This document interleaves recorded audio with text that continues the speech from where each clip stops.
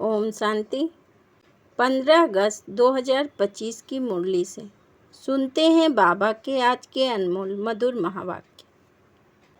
मीठे बच्चे, सवेरे सवेरे उठ यही चिंतन करो कि मैं इतनी छोटी सी आत्मा कितने बड़ी शरीर को चला रही हूँ। मुझ आत्मा में अविनाशी पाठ नुधा हुआ है। मीठे बच्चे, सवेरे सवेरे उठ यही चिंतन करो कि मैं इतनी छोटी सी आत्मा कितने बड़े शरीर को चला रही हूँ। मुझ आत्मा में अविनाशी पाठ नुधा हुआ है। प्रश्न: शिव बाबा को कौन सी प्रैक्टिस है, कौन सी नहीं?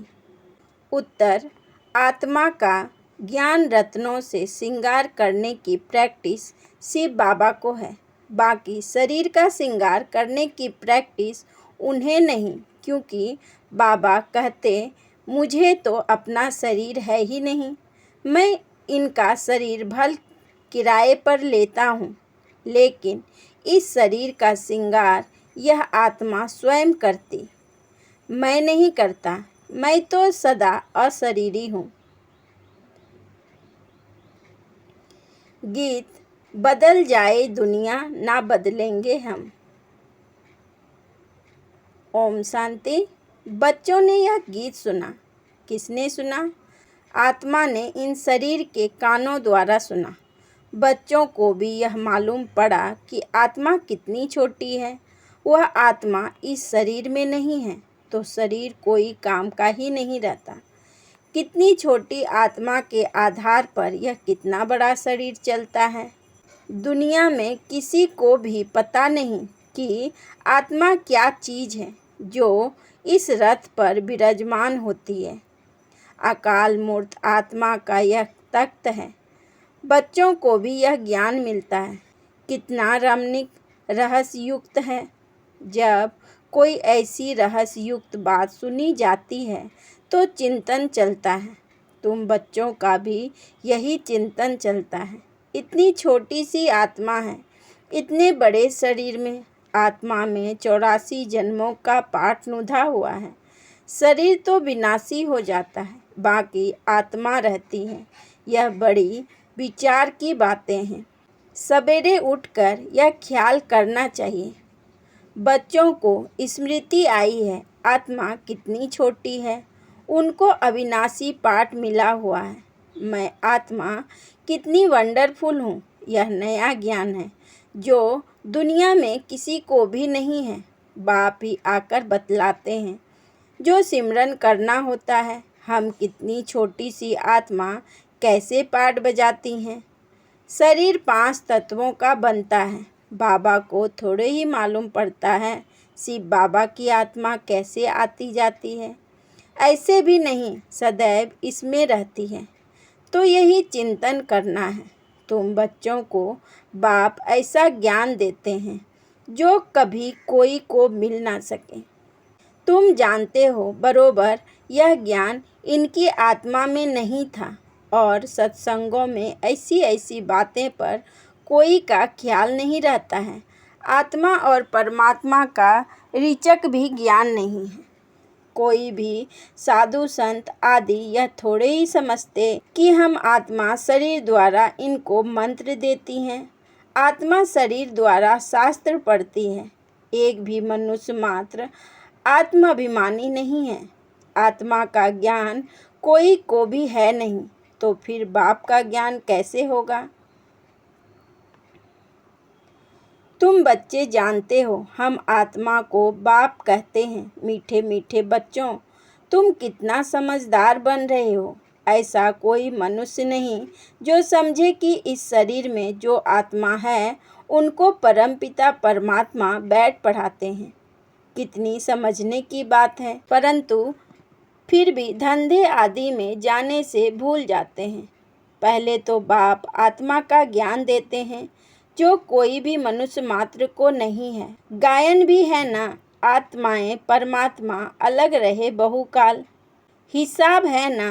तुम बच्चे जानते हो आत्मा ही बोलती है शरीर द्वारा। आत्मा ही शरीर द्वारा अच्छे व बुरे काम करती है। बाप आकर आत्माओं को कितना गुलगुल बनाते हैं। पहले पहले तो बाप कहते हैं सवेरे सवेरे उठकर यही प्रैक्टिस व ख्याल करो कि आत्मा क्या है जो इस शरीर द्वारा सुनती है।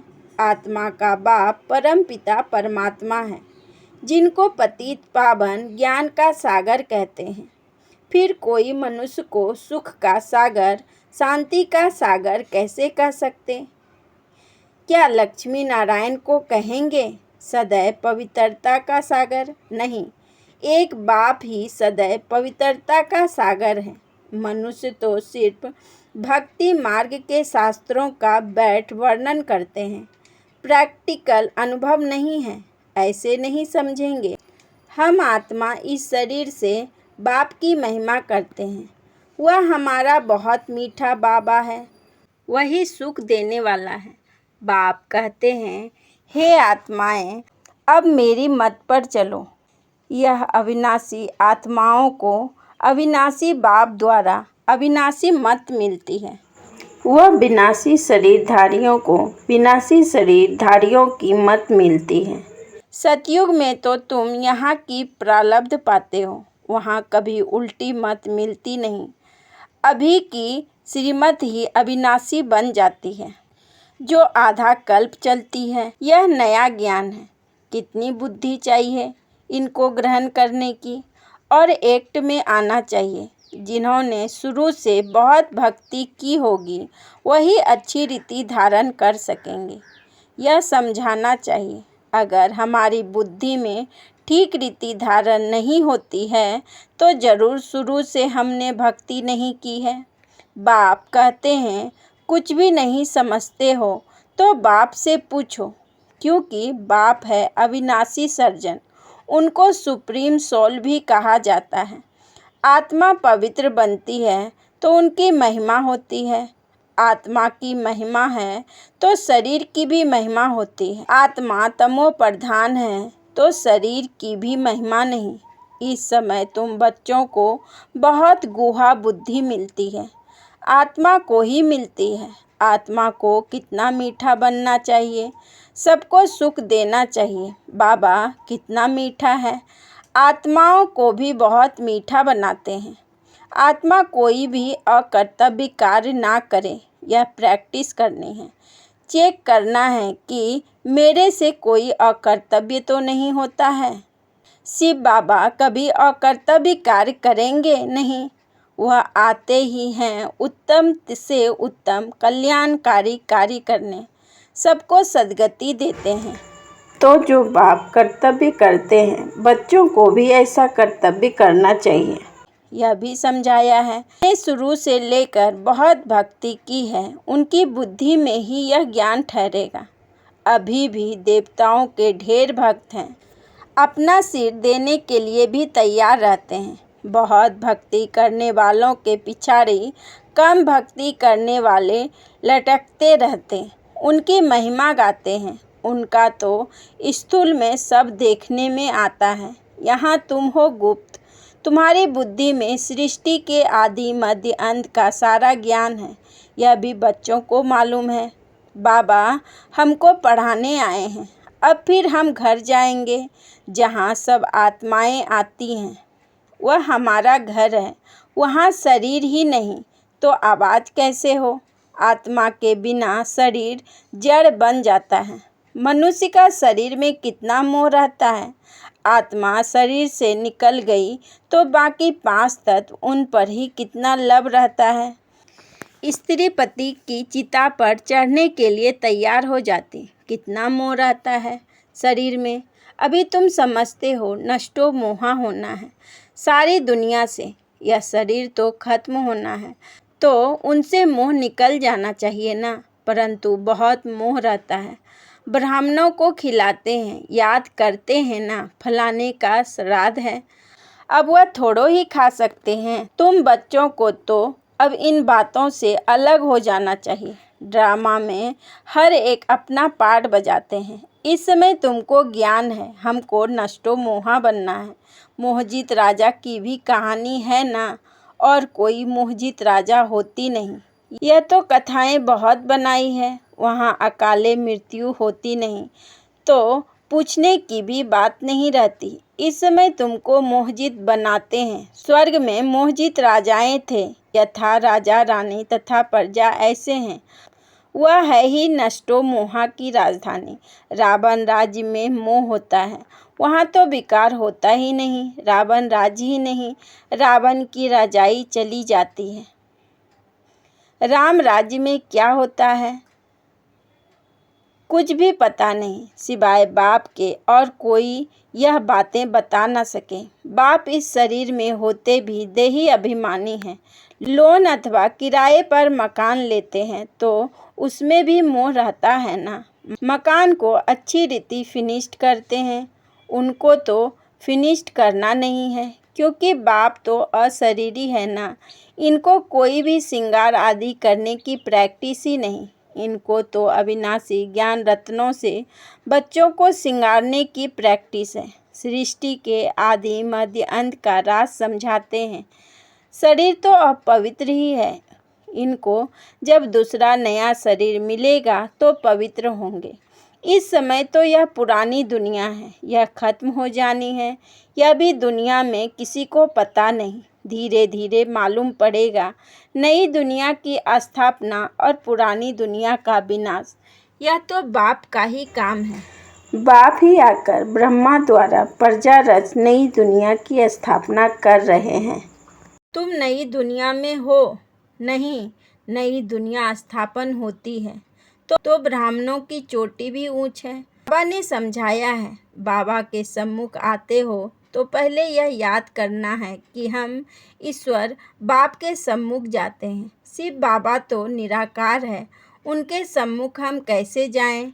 तो उस बाप को याद कर फिर बाप के सम्मुख आना है। तुम जानते हो वह इसमें बैठा हुआ है। यह शरीर तो पतित है। शिव बाबा की याद में ना रह कोई काम करते हो तो पाप लग जाता है। हम शिव बाबा के पास जाते हैं, फिर दूसरे जन्म में दूसरे संबंधी होंगे, वहाँ देवताओं की गोद में जाएंगे। यह ईश्वरीय गोद एक ही बार मिलती है। मुख से कहते हैं बाबा हम आपका हो चुका।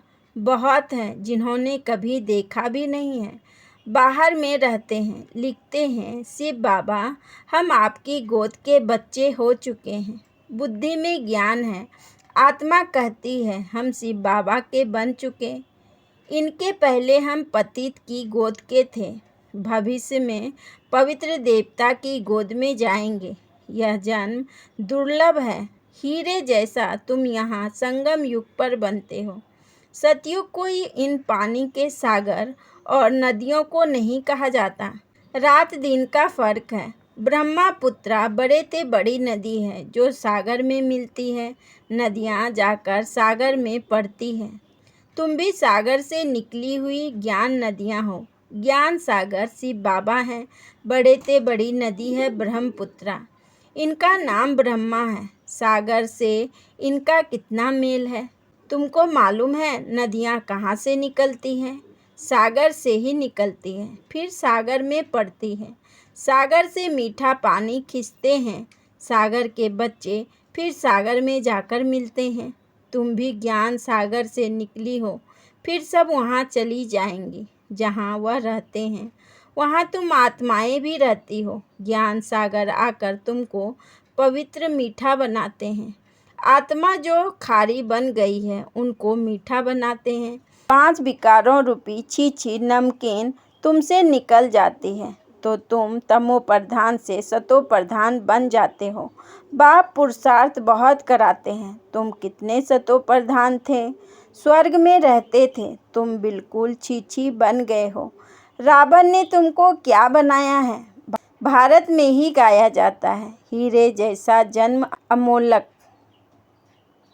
बाबा कहते रहते हैं तुम कौड़ी पिछाड़ी क्यों हैरान होते हो? कौड़ी भी जास्ती थोड़े ही चाहिए, गरीब झट समझ जाते हैं। साहूकार तो कहते हैं अभी हमारे लिए यहाँ ही स्वर्ग है। तुम बच्चे जानते हो जो भी मनुष्य मात्र हैं सबका इस समय कौड़ी जैसा जन्म है। हम भी ऐसे थे, अभी बाबा हमको क्या बनाते हैं। एम ऑब्जेक्ट तो है ना, हम नर से नारायण बनते हैं। भारत अब कौड़ी जैसा कंगाल है ना, भारतवासी खुद थोड़े ही जानते यहाँ तुम कितने साधारण अबलाएं हो। कोई बड़ा आदमी होगा तो उनको यहाँ बैठने की दिल नहीं होगी। जहाँ बड़े बड़े आदमी, सन्यासी, गुरु आदि लोग होंगे, वहाँ की बड़ी बड़ी सभाओं में जाएंगे। बाप कहते हैं मैं गरीब निवास हूँ, कहते हैं भगवान गरीब की रक्षा करते हैं। अभी तुम जानते हो हम कितने साहूकार थे, अभी फिर बनते हैं। बाबा लिखते भी हैं तुम पद्मा पदम पति बनते हो। वहाँ पर मारा मारी नहीं होती, यहाँ तो देखो पैसे के पीछे कितनी मारा मारी है, रिश्वत कितनी मिलती है। पैसे तो मनुष्य को चाहिए ना, तुम जानते हो बाबा हमारा खजाना भरपूर कर देते हैं। आधा कल्प के लिए जितना चाहिए उतना धन लो, परंतु पुरुषार्थ पूरा करो, गफलत नहीं करो। कहा जाता है ना, फॉलो फादर, फादर को फॉलो करो तो यह जाकर बनेंगे नर से नारायण, नारी से लक्ष्मी। बड़ी भारी इम्तिहान है, इसमें जरा भी गफलत नहीं करनी चाहिए। बाप श्रीमत देते हैं तो फिर उस पर चलना है, कायदे कानून का उल्लंघन नहीं करना है। श्रीमत से ही तुम श्री बनते हो। मंजिल बहुत बड़ी है, अपना रोज का खाता रखो, कमाई की या नुकसान किया, बाप को कितना याद किया, कितनों को रास्ता बताया। अंधों की लाठी तुम हो ना, तुमको ज्ञान का तीसरा नेत्र मिला है। अच्छा, मीठे मीठे सिकी लदे बच्चों प्रति माता पिता बाप दादा का याद प्यार और गुड मॉर्निंग। रूहानी बाप की रूहानी बच्चों को नमस्ते। हम रूहानी बच्चों की रूहानी बाप दादा को पदम गुना नमस्ते नमस्ते नमस्ते। Good morning. शुक्रिया बाबा, शुक्रिया। धारणा के लिए मुख्य सार। नंबर 1, जैसे बाप मीठा है ऐसे मीठा बन सबको सुख देना है। कोई भी अकर्तव्य कार्य नहीं करना है, उत्तम से उत्तम कल्याण का ही कार्य करना है। नंबर 2, कौड़ियों के पिछाड़ी हैरान नहीं होना है, पुरुषार्थ कर अपनी जीवन हीरे जैसी बनानी है, गफलत नहीं करनी है। वरदान, निश्चय रूपी पाँव को अचल रखने वाले सदा निश्चय बुद्धि निश्चिंत भव। निश्चय रूपी पाँव को अचल रखने वाले सदा निश्चय बुद्धि निश्चिंत भव। विस्तार में बाबा ने कहा, सबसे बड़ी बीमारी है चिंता। इनकी दवाई डॉक्टर के पास भी नहीं है। चिंता वाले जितना ही प्राप्ति के पीछे दौड़ते हैं, उतना प्राप्ति आगे दौड़ लगाती है। इसलिए निश्चय के पांव सदा अचल रहे, सदा एक बल एक भरोसा। जहाँ पांव अचल है तो विजय निश्चित है, निश्चित विजय सदा ही निश्चिंत है। माया निश्चय रूपी पाँव को हिलाने के लिए ही भिन्न भिन्न रूप से आती है, लेकिन माया हिल जाए, अपना निश्चय रूपी पाँव ना हिलाओ तो निश्चिंत रहने का वरदान मिल जाएगा। स्लोगन, हर एक की विशेषता को देखते जाओ तो विशेष आत्मा बन जाएंगे। हर एक की विशेषता को देखते जाओ तो विशेष आत्मा बन जाएंगे। अच्छा, ओम शांति, ओम शांति, ओम शांति।